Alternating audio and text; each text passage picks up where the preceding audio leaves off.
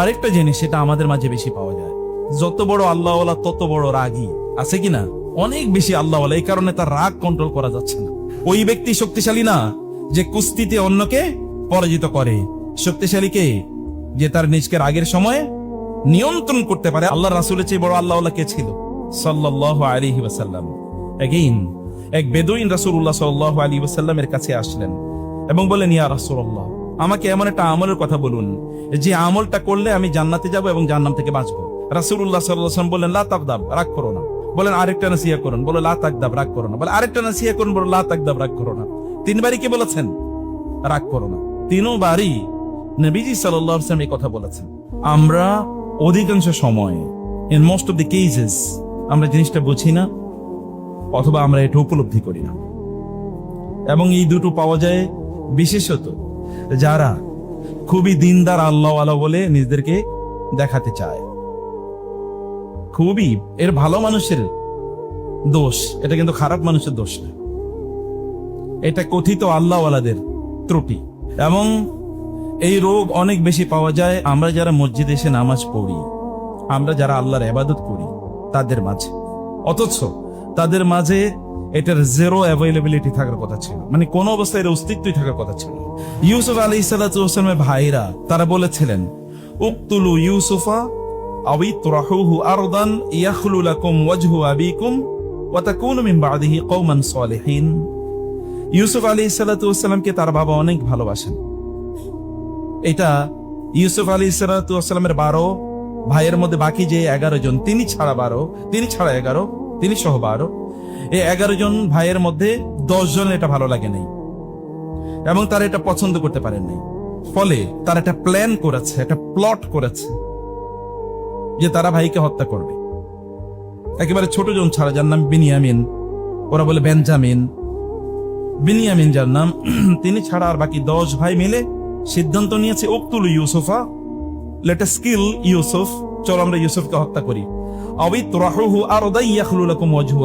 অথবা আমরা তাকে এমন দূরে একটা দেশে ফেলে আসি যেখান থেকে সে আর ফিরে আসতে পারবে না, ফলে বাবা আমাদেরকে আগের চেয়ে বেশি ভালোবাসবে। কারণ তাদের ক্যালকুলেশনে, কনসিডারেশনে, তাদের চিন্তায়, সিদ্ধান্তে, মতামতে, তাদের ভাবনায় বাবা বেশি ভালোবাসেন কাকে? ইউসুফ আলাইহিস সালাতু ওয়াস সালামকে। এরপরে তার ইউসুফকে হত্যা করতে সিদ্ধান্ত নেয়। এটা কি কারণে? কি আসলে জিনিসটা কি? হিংসা। হিংসা কি কাফেরদের বৈশিষ্ট্য নাকি? কি মনে হয় ইউসুফ আলাইহিস সালাম ভাইরা কি কাফের মুশরিক নাকি মুনাফিক? কিচ্ছু না, নবীর ছেলে। এবং এদের পক্ষ থেকে পরবর্তীতে বানি ইসরাইল হয়েছে, যত নবী এসে এই বংশে পরবর্তীতে। কিন্তু তাদের একটা যুক্তি ছিল, তা হলো ওয়া তাকুনু মিন বাদিহি কওমান সালিহিন। ইউসুফকে আমরা হত্যা করার পর এরপরে আমরা সবাই আল্লাহওয়ালা, মুত্তাকি, দিনদার, খুবই পরহেজগার মানুষ হয়ে যাব, আল্লাহ তাআলা বলছেন। ফলে হাসাদ, হিংসা, এইটা এই যারা দিনদার উইদিন ব্র্যাকেট এদের মাঝে বেশি পাওয়া যায়। এবং এর মধ্যে সবচেয়ে বেশি পাওয়া যায় আলেমদের মাঝে। তাদের মাঝে এটা থাকার কথা ছিল, কি বলেন আপনারা? তাদের মাঝে থাকার কথা ছিল, কিন্তু তাদের মাঝে বেশি পাওয়া যায়। তাহলে দেখেন, যত বেশি আল্লাহওয়ালা হওয়ার কথা তত বেশি এখানে পাওয়া যায়। এবং পৃথিবীতে সর্বপ্রথম হাসাদটা হয়েছে কোথায় জানেন? মানব ইতিহাসে অথবা সৃষ্টির ইতিহাসে সর্বপ্রথম হাসাদটা করেছে হচ্ছে শয়তান। কার বিরুদ্ধে?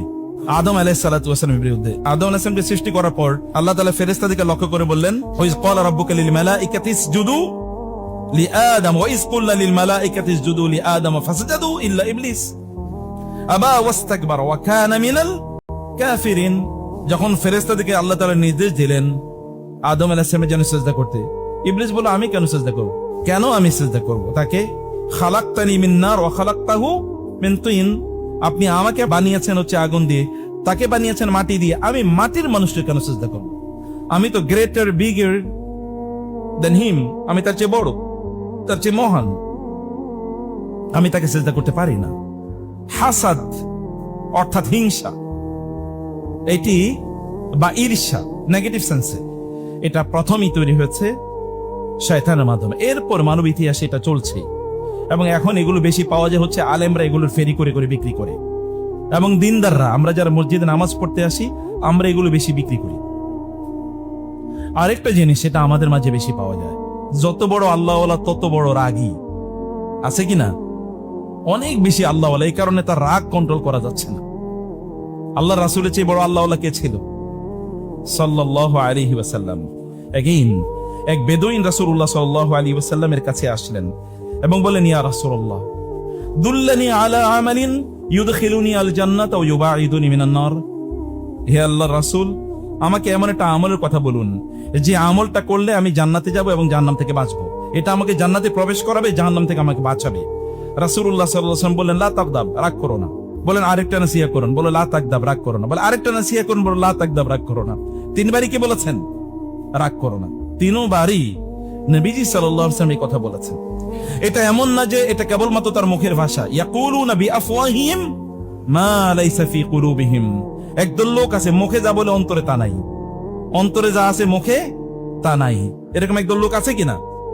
কিন্তু নবীজি সাল্লাল্লাহু আলাইহি ওয়াসাল্লাম যা মুখে বলতেন তা তার অন্তরেরই শতভাগ বহিঃপ্রকাশ। যা তার অন্তরে আছে তাই তার মুখে থাকতো, যা তার মুখে আছে তাই তার অন্তরে এবং তার চরিত্রে থাকতো।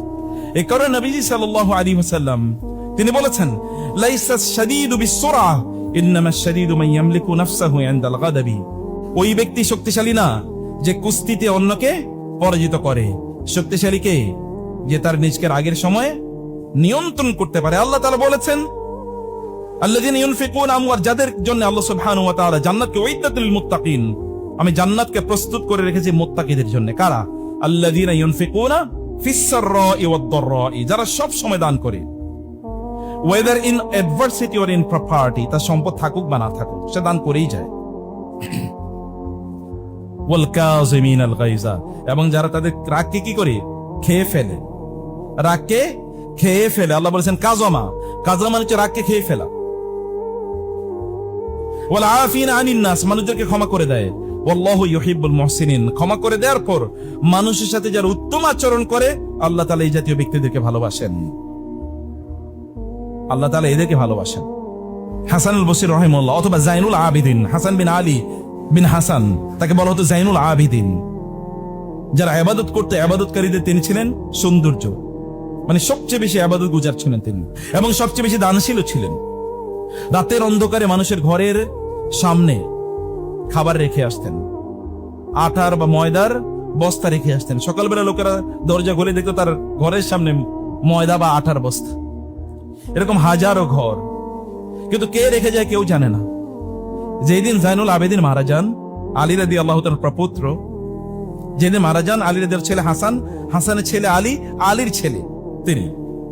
তো তিনি যেদিন মারা যান, এরপর থেকে মানুষের ঘরের সামনে আর ওইরকম বস্তা পাওয়া যায় না। তখন লোকেরা বুঝতে পারলো এই কাজটা উনি করতেন, এবং এই সময়ের সবচেয়ে বড় আলেম ছিলেন তিনি। একবার তার একজন কাজের মানুষ তার জন্য পানি নিয়ে আসলেন। তখন তো কাজের লোক বিক্রি হতো বাজারে। নিয়ে আসার পর পানির পেয়ালার, তার কাছে অনেকজন মেহমান ছিল, পানির পেয়ালার তার গায়ের মধ্যে ফেলে দেন। একটু স্লিপ করে বা একটু হোঁচট খেয়ে তার গায়ের মধ্যে ফেলে দেন। গায়ের মধ্যে পানিও পড়ে আর ওই গ্লাসটাও ভেঙে যায়। তিনি কেবল তার দিকে একটু রাগের দৃষ্টিতে তাকালেন।